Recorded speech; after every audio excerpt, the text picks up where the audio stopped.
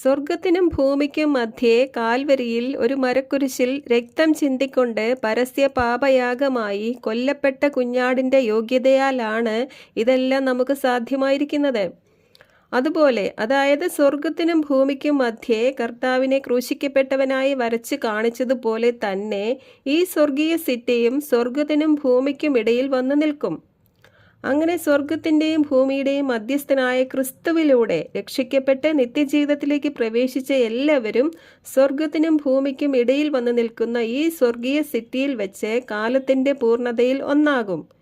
ഇതിലൂടെ എല്ലാം ദൈവം ചില കാര്യങ്ങൾ വരച്ച് കാണിച്ചിരിക്കുകയാണ്.